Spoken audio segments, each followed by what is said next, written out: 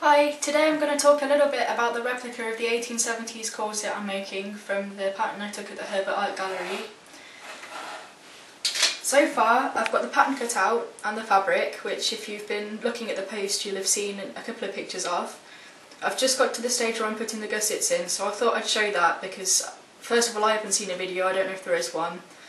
And it's something that I struggled with for a long time. It's something that really intimidated me and which I have only done in a couple of corsets as a result. But if you're making historical corsets, it is kind of something that comes up a lot.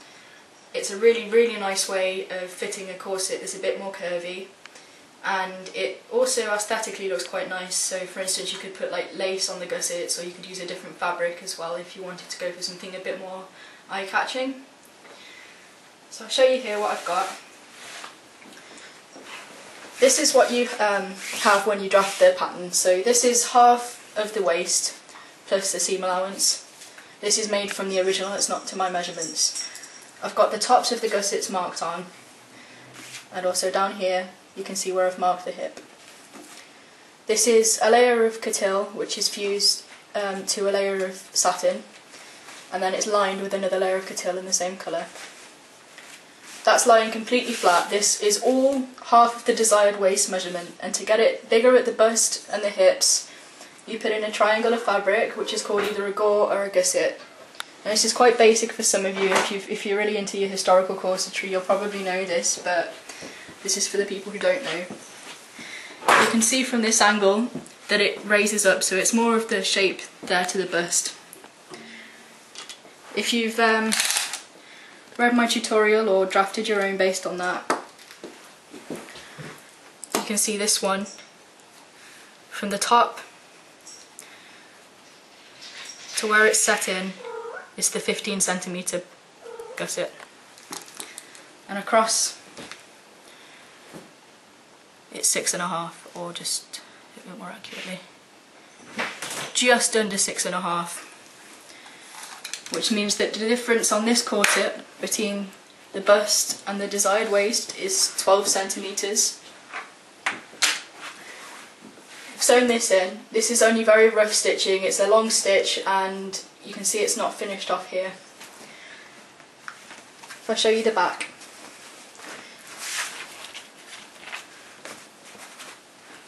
You can see how that is. Just a panel which has been placed on here. Now if I show you on this one, what I did, first of all I cut down 15 centimetres and then cut a little bit across so it's like a T shape. Folded this under, pressed it and then stitched it. So I was then left with a V-shaped opening in the corset. And then at the bottom. So I then sewed around that, so there's basically, I don't know if there's something I can put behind of a different colour.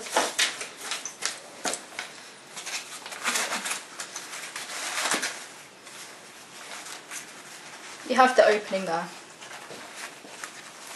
Actually what I've done with the paper is basically what you then do with the gusset. You put it behind and then sew down, so when you then open it out, it's just like this at the back. I'm going to finish it off a bit neater because it's got the lining. I'm then going to basically do the same again on this side and stitch that like that. So on my corset, this is 2 layers of coutil and a layer of satin. This is 1 layer of coutil which is fused to the satin, which I think will then look a lot neater than me trying to put 2 gauze in exactly the same and match them up. What I need to do,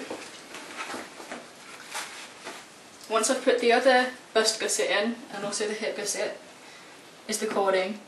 I forgot to put up a diagram of that yesterday because I was in a bit of a rush, and I was also a bit excited about the fact I'd figured out how to make the pattern for any measurement. So today I had somebody asking how many bones were in it. I'd said it was a corded corset, and by that I meant it's mainly cording. There is 1 bone which comes down at about this angle, which was a flat steel, and there's one that comes across diagonally, and then there are the 2 either sides of the bones. I put up a picture of the original corset with those marked on them. I then realised that it may be a bit difficult to see the cording. The cording is quite wide on this, on the original, so it may be that some people think, well, was that a bone or a piece of cording? So I've got a picture of the original corset, and on that in yellow I've marked lines where the cording was, so you can kind of use that as a map. I might add some more boning to this one, and what I've decided to do with it, because I've got my black busk, it's going to have some eyelets up here to do it up, because I got them in bulk in one length. I'm also going to add some black lace to it, because this fabric reminded me of the Dita Von Teese corset I made. And I thought it would be quite a nice idea, as this corset was quite utilitarian. The original, it was quite a basic one. Obviously someone had made it at home themselves. I thought it would be quite nice to try and make this a really, really kind of couture, fancy looking corset, so that it's sort of been reborn in a different life as something that was the complete opposite. It's going to be really, really over the top and really, really elegant and glamorous, rather than the kind of brown, everyday kind of comfort corset I think it was, because it has a really thick busk at the front on the original, and also 1.5 centimetre wide bone down the back. So as I'm starting to go on a bit, essentially just showing you the difference that adding the gusset can make to the shape, roughly showing you how to put it in. I'll do that in more detail with photographs when I actually do this one properly, and also probably film one of the others, and also showing you that if you have, like I have, a local museum which has anything like this in, and it may not be out on display, it is definitely worth getting in touch with them and explaining. I know there's instructions on how to take patterns on Foundations Revealed, so I would definitely get in touch with any local museum you have and see if you can go and find some patterns from corsets like this.